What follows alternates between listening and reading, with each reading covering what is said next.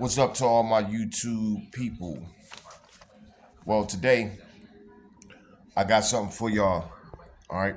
On this one, this is part three of equity. Okay. I'm going to get into some compounding in a minute. But yeah. So we asked the question, what is equity? The difference between equity and debt. Okay. Difference between equity and debt is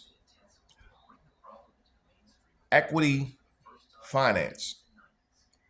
With debt finance, you are required to repay money plus interest over a set period of time. Okay. So I tell people all the time, when you go to pay something off, make sure that you throw a little bit more interest, you know what I'm saying, a little bit money on, you know what I mean, whatever it is that you're trying to finance, so that way that you can speed up being able to pay the payments off. That's the difference between the two.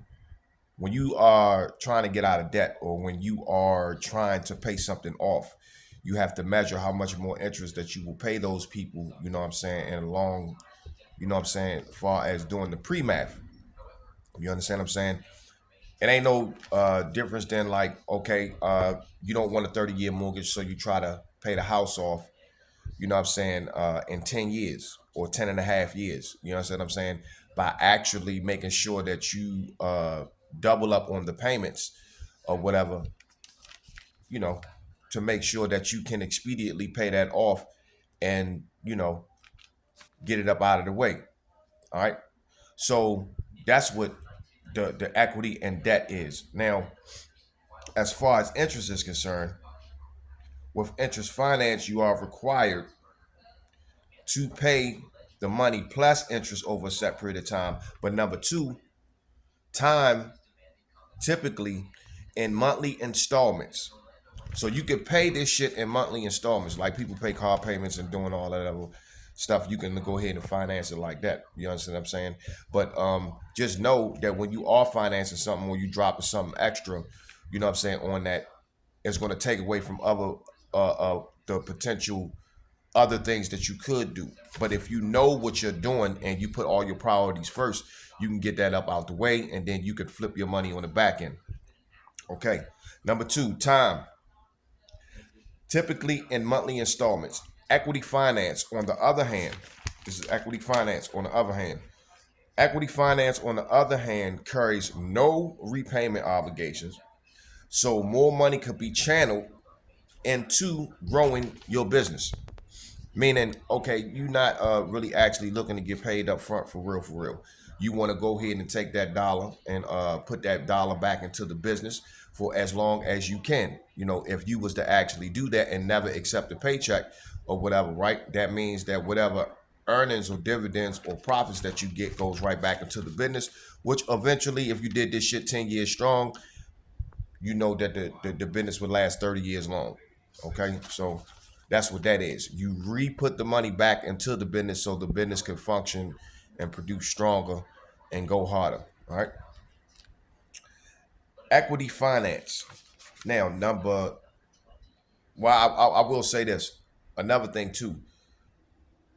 When you do grow your business and you are putting the money into your business, the sectors that's in the business that make the business function, if you could potentially put the money there, it will have its most strong organ points.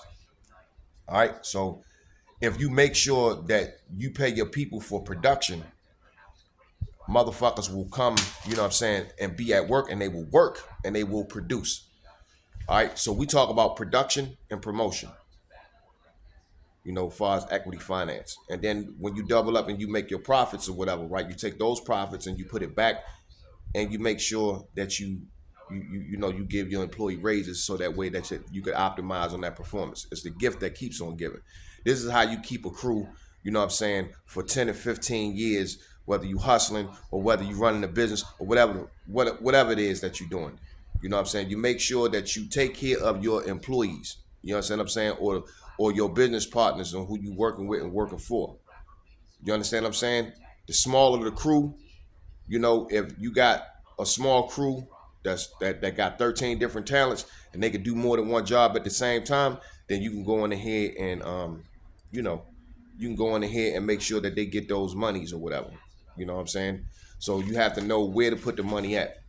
So that's the difference between equity and debt. You know, one, on the other hand, is required for you to pay a set period over time when you financing something by you actually, you know what I'm saying, paying in installments and paying whatever interest that is required that the opposite side is asking you for. But if you want to pay more, you could actually finance that off and pay that off in ahead of time if you choose to. So like if you dump an extra $100 on your phone bill every month, you know what I'm saying? That will snowball and roll over until eventually you ain't got to pay no more bill, or either they owe you a credit. You know what I'm saying? So you pay in monthly installments. That's how people usually are able to get these things. You know, your credit, you know what I'm saying? They front you something up front and you pay it back in installments until it's paid back to do nothing but do the same shit again, all over again. For them to charge you the same interest again. All right. The second one is the equity finance. On the other hand, that carries no repayment obligation. Is more money can be channeled, so more money could be channeled into the business. You know what I'm saying, to grow the business. All right. So remember that. And then another one is the values of shares issued by the company. For example, this is the third part of equity, right? When you own equity in something, like if you own equity in your house, or you own equity in your shares, you have ownership of, and you know what I'm saying, you have equity into these assets, you know, that is making you money. So you're making money off of these things. The value of the shares, and this is just for example, the value of the shares issued by the company. He owns 62% of the group's equity. Value, worth, valuation. All right. So when you buy or purchase something, all right, you have an equitable interest in that particular thing that you're buying or purchasing.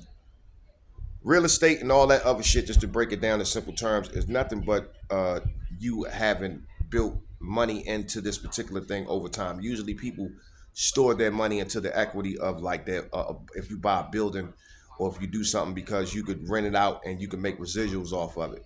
You know what I'm saying? Uh, these things are somewhat different, but most of these shits like roll off of the same principle at the end of the day, because you are putting money into it. You have acquired your finances to roll through these different you know what I'm saying, categories of things that make you money, from the stock market to mutual funds to 401. You know what I'm saying? You taking your capital and you putting it into these entities. You know what I'm saying? That's making you money every year. You know, property makes money every year. You have to account for something. The name of the game is how much you can control debt. You know, how well are you managing, you know what I'm saying, these particular categories in which you got your money into, and how can you manage debt? There's no way that you could be in this country and not be in some type of debt of some kind, because they need to know where everything is actually coming from. All right.